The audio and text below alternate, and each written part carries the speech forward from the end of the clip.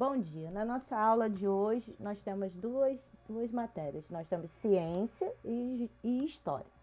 Vamos começar primeiro com ciências, tá? Vamos continuar o assunto que a gente está falando do nosso planeta, das maravilhas que tem no nosso planeta. Então, vamos lá. Para começar, a gente vai falar aí sobre o tema, que está aí a água no nosso planeta Terra. As páginas são 139 a 141. Estou diminuindo o número de páginas para que a gente possa ter mais continuidade de matérias. A água por toda parte. Coloquei esse exemplo aí porque a gente vai falar hoje da água. Onde você já observou a presença da água? Nem sempre ela está na forma qual costumamos vê-la. Será que ela está sempre da forma que a gente costuma ver? Que na verdade a gente vê sempre ela líquida, não é? Ela pode estar nos rios, no mar, nas nuvens, nas geleiras, no ar, nas plantas, nas frutas, no nosso corpo. Ela está por toda parte. E aqui eu achei essa ilustração muito interessante, que está falando da quantidade de água. Se fosse contar em um recipiente, que você está vendo aí é uma garrafa, tem também tipo uma jarra, tem um copinho e tem uma tampinha. Se fosse quantidade de água que a gente tem no nosso planeta, olha aí, uma garrafa cheia é 100%. Aí você está vendo aí, toda a água do planeta, 100% é água doce mais água salgada. Mas aí vamos ver por porcentagem, divisões. Somente a água doce, 2,7%. Só isso aí, ó, de água doce. Olha a água doce de fácil acesso. Rios, lagos e represas, 0,26%. Já é um copinho bem pequeno. E água potável, aquela que é boa para beber, que está tranquila para beber, está sem contaminação, 0,2%. Então você pode ver que a gente tem que cuidar do nosso meio ambiente. E agora, vou colocar um vídeo aqui para você ouvir, que é sobre os estados físicos da água. Como a água muda, tá? A sua forma muda. E isso é muito importante, que eu já falei um pouco disso semana passada, mas talvez você não tenha entendido. Então eu vou colocar o vídeo, preste atenção.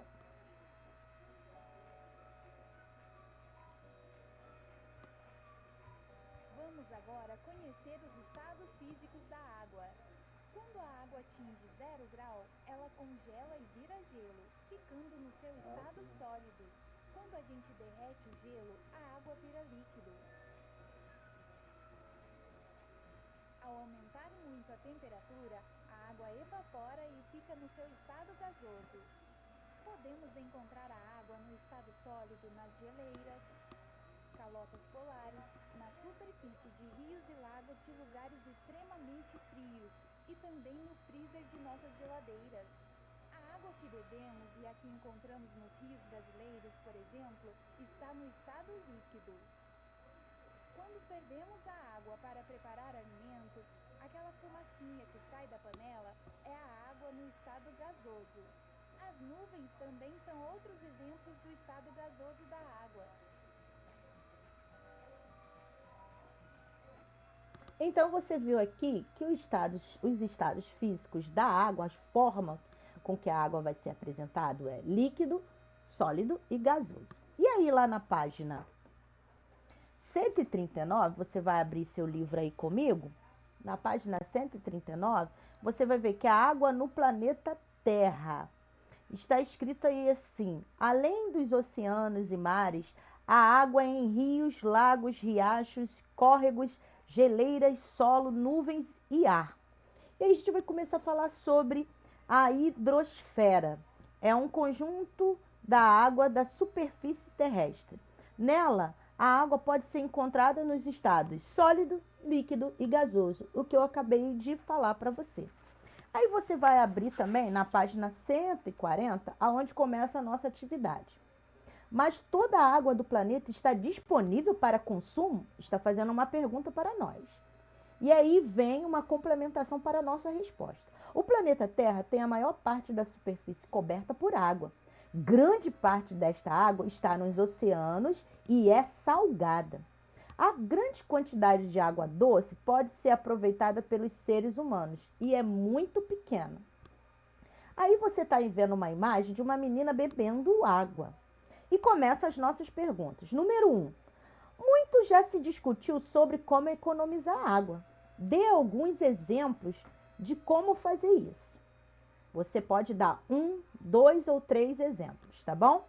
Aí, ó, pode ser fechar a torneira enquanto está escovando os dentes, não demorar no banho, não usar a mangueira com água para lavar as calçadas, quintais e veículos, e etc. Aquilo que a gente já até conversou semana passada.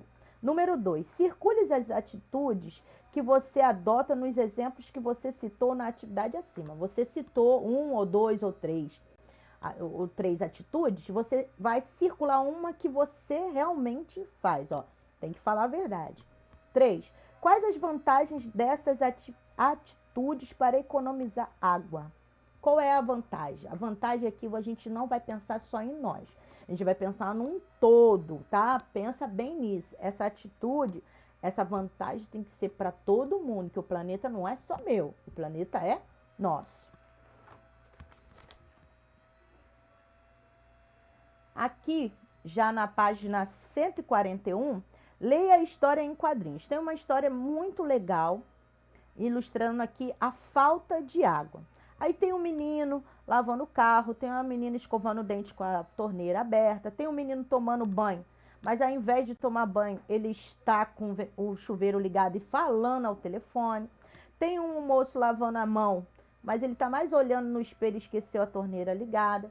Tem uma moça lavando a calçada, mas ela está exagerando ali, tá desperdiçando água. Tem uma senhora lavando a louça e a torneira está aberta. Tem 2 meninos brincando, assim, aqui deveria ter um outro tipo de cuidado, mas tudo bem, eles estão brincando, deve ser muito calor, eles estão um com a mangueira e outro com balde. E no final, tem uma repórter que foi fazer a reportagem e viu tudo seco. E aonde ela diz: acho que o rio secou por causa da falta de chuva. E aí ela diz que a culpa da água ter acabado ou estar faltando é a falta de chuva. E aí eu te pergunto, observando essas cenas, vocês concordam com a fala do último quadradinho, o que a repórter está falando, que é a culpa da falta de chuva? Você concorda? Sim ou não? Aí você vai botar sim ou não. A outra pergunta que vai complementar a primeira: o que vocês diriam? Vocês falariam como ela, que é a falta de chuva? Ou vocês já teriam uma outra mentalidade? Ok? Até aqui você conseguiu aprender sobre hoje, sobre a água do planeta? Beleza, então agora vamos passar para a aula de história. Na aula de história hoje, nós vamos falar sobre os bandeirantes. Só que, falar dos bandeirantes, eu preciso te contar um pedacinho da história. Porque os bandeirantes são bem falados, bem lembrados na nossa história. Como você está vendo aí, o monumento às bandeiras foi feito pelo Victor Brecheret, inaugurado em 1953 em São Paulo. Trata dos bandeirantes que desbravaram o interior do país para buscar riquezas e indígenas para servir de mão de obra. Presta atenção, aqui eles estão classificados como desbravadores. Que isso? Pessoas que são corajosas, que foram desbravar um certo local que talvez não conhecido para buscar riquezas, mas também para buscar indígenas para trabalhar. Já do lado, tem um bandeirante que ficou muito conhecido, que é o Borba Gato. Esse bandeirante realizou uma expedição a Minas Gerais em busca de esmeralda, destacando-se por ser um descobridor de Minas. O monumento já está em São Paulo e foi inaugurado em 1963. Só que se você fizer uma pesquisa bem apurada sobre os bandeirantes, você vai ver que tem muitas controvérsias. O que é isso, tia Cristiane? É que muitas pessoas falam bem e outras pessoas falam mal, no sentido de que esses bandeirantes foram corajosos, desbravadores? Sim, mas também foram muito cruéis com os indígenas e os escravos. E agora eu vou passar um filme, ou melhor, um videozinho bem pequenininho, falando um pouco dessa história.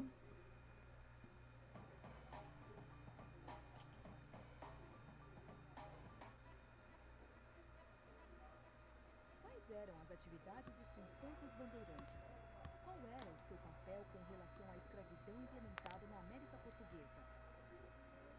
Não por acaso, a imagem dos bandeirantes foi associada à conquista do território brasileiro. É importante destacar que o território que hoje identificamos como América do Sul era ocupado por muitos povos indígenas. A maioria desses povos conservava seus costumes, seus territórios, seus deslocamentos. Em algumas regiões da América, desde o século XVI, religiosos como os jesuítas estabeleceram missões, nas quais administravam os indígenas e promoviam a sua conversão ao cristianismo. Além de se deslocar pelo interior da América em busca de metais e pedras preciosas, os bandeirantes atacavam aldeias e aprisionavam integrantes de povos indígenas para escravizá-los. As áreas em destaque mostram locais de apresamento dos indígenas que muitas vezes entravam em conflito com os religiosos, fato que resultou na expulsão dos jesuítas de determinadas localidades. Essas são as ruínas da igreja de São Miguel, povoado que recebeu nativos expulsos em razão dos ataques bandeirantes no século XVII. A ação dos bandeirantes provocou resistências armadas de povos indígenas em conflitos registrados ao longo do período colonial. Além de tentar escravizar os indígenas, os bandeirantes também atacavam quilombos, com o objetivo de reconduzir à escravidão os negros africanos que haviam fugido do cativeiro. Os quilombos abrigavam ex-escravos e até grupos indígenas que resistiam à escravidão, cujas histórias estão ligadas à ocupação da terra. Ainda hoje, muitos descendentes de quilombolas lutam pelo direito ao reconhecimento de suas terras. A expansão territorial realizada pelos bandeirantes foi, portanto, marcada pela violência contra parte da população que então habitava o território brasileiro, e os efeitos disso podem ser percebidos até hoje. Então, esses efeitos são vistos até hoje. Os bandeirantes foram corajosos? Sim. E aí, lá no livro de história, a partir da página 76, fala assim: os bandeirantes, habitantes de São Paulo, eram homens rudes e acreditavam que a única forma de se sair da pobreza era penetrar no sertão. Dispostos a isso, organizaram as bandeiras. Por isso que eles eram conhecidos como bandeirantes, porque eles saíam como se fosse com uma bandeira, dizendo ali que ia tomar aquele território. Bandeiras eram expedições particulares que partiam geralmente de São Paulo em busca de indígenas, ouro e pedras preciosas. Essas bandeiras era como se eles fizessem um grupo formado de vários homens, já prontos, até armados, também com todo o equipamento para chegar em determinados lugares e tomar conta daquele lugar. Uma grande bandeira era formada por um ou dois bandeirantes expedientes, alguns jovens brancos, vários mamelucos e centenas de indígenas escravizados. Os indígenas eram usados como guias, carregadores, cozinheiros. Observe a ilustração. Aí na página 76 tem uma ilustração. Olha, já começou aqui a mostrar que eles não eram tão bonzinhos assim. As diferentes bandeiras.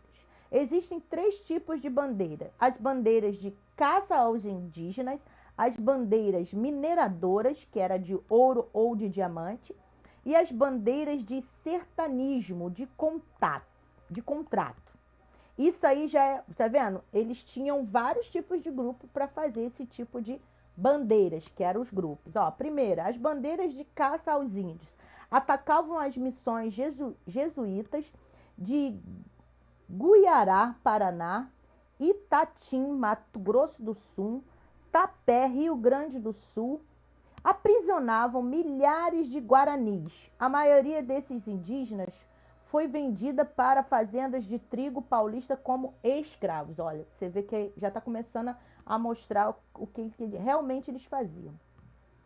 As principais bandeiras mineradoras descobriram ouro em Sabará, Minas Gerais, provavelmente em 1693, em Mato Grosso em 1719, em Goiás por volta de 1725. Isso é o que a história nos conta. Já as bandeiras de sertanismo de contrato combateram as revoltas indígenas e destruíram alguns quilômetros. E aí começa o nosso questionamento.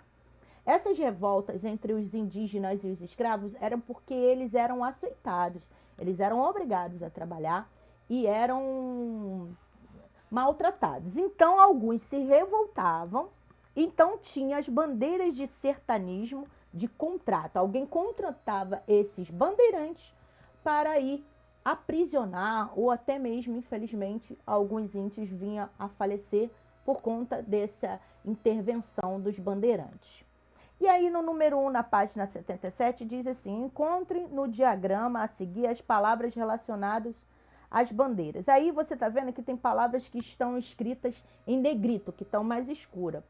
Vamos procurar a palavra bandeiras, vamos procurar palavras indígenas, missões, ouro, Minas Gerais, Mato Grosso e Goiás. Essas palavras que você tem que achar aí no diagrama. Já te dei a dica.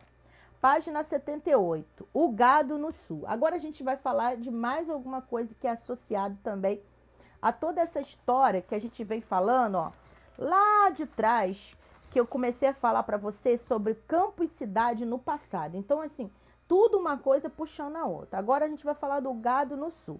Com a destruição das missões jesuítas em Guiará, Itatim, Itapé, pelos bandeirantes, o gado que ali vivia se espalhou pelas Campinas do Sul. Atraído por esses rebanhos sem dono, moradores de São Paulo, de Laguna e de Destreiro, atual Florianópolis, se lançaram sobre o gado selvagem. De posse desse gado, consumiram a carne, o leite e vendiam o couro. Teve início assim a ocupação do Sul no Brasil. Com a descoberta do ouro nas Minas Gerais pelos bandeirantes, a população mineradora passou a necessidade de outro meio de transporte, pois os carros de bois não conseguiam circular pelas ladeiras acidentadas da região mineira. Acidentadas é porque havia muitos buracos, havia muitos altos e baixos. O Sul passou então a fornecer para Minas Gerais mulas e jumentos, além de bois, vacas e o valioso charque. Charque era a carne bovina salgada e seca ao sol, que é a famosa carne seca hoje, mas o charque é a carne. Um caminho importante do gado sulista era o que ligava a Viamão, no atual Rio Grande do Sul, a Sorocaba, em São Paulo, aonde havia uma grande feira de gado e dali os animais e outras mercadorias seguiam para Minas Gerais. Aí você está vendo aí na foto o que era uma charqueada do Brasil. Eu não gostei muito da cena não, que está bem violenta com os animais. Página 79, para finalizar nossa aula de história. O mapa ao lado mostra o caminho que os tropeiros vindos do sul faziam para vender os animais de carga. Tropeiro a gente já viu lá o que era, tá? Na página anterior. Antes de seguir para a região mineira, as tropas paravam em Sorocaba, aonde havia uma grande feira de gado. Aí você está vendo esse mapa aí, Caminho do Viamão, século XVIII. Aí você está vendo aí a imagem. A partir dessa imagem, responda. 1. De que lugar os tropeiros saíam e aonde eles chegavam? Número 1. São duas perguntas em uma só. Da onde que eles saíam? Eles saíam de Viamão, que era o Rio, que é agora o Rio Grande do Sul. E chegavam aonde? A Sorocaba, em São Paulo. Ok? Te ajudei. No mapa é possível observar as cidades entre Viamão, Rio Grande do Sul, Sorocaba e São Paulo. Elas foram formadas a partir de um pouso tropeiro, ou seja, de um lugar onde descansavam antes de seguir viagem. Cite 3 cidades, uma delas Capitania do Rio Grande São Pedro, outra na Capitania de Santa Catarina e outra na Capitania Geral de São Paulo. Vamos lá. Você está pedindo aqui para a gente colocar possíveis, possibilidades. A possibilidade seria Vacaria, a outra seria Passo 2, aí tem também Cambaré, Castro, São Gés, Itararé, Itapeva, Buri e Itapetininga. Essas seriam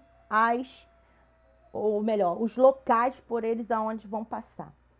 3. Entre os perigos enfrentados pelos tropeiros estavam as doenças, as picadas de cobra e mosquito, e a luta contra os animais de grande porte. Em uma folha à parte, faça um desenho sobre o perigo que os tropeiros enfrentavam pelo caminho. Essa daqui é individual e você faz o desenho, pesquise sobre o que enfrentava esses tropeiros para você fazer nessa folha esse desenho, faz a parte, tira uma foto e manda para ti, ok?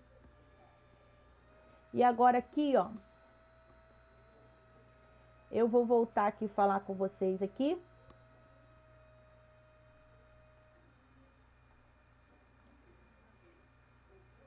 Embaixo, lá. Isso. Embaixo. Em cima ali, ó. Embaixo dessa daí. A outra. A outra, mano. Agora aqui, ó, eu vou falar com vocês assim, para finalizar. Como a gente está ainda aprendendo a mexer com esse novo aplicativo, e a tia está fazendo o possível aqui para estar falando com vocês a respeito das atividades, porque agora são 2 atividades juntas, eu peço um pouco de compreensão de vocês, porque está um pouco difícil. Esse vídeo aqui que eu estou fazendo é uma forma de trazer para você que não pode participar da aula de qualquer forma, por causa da internet ou por causa de algum outro motivo, tá?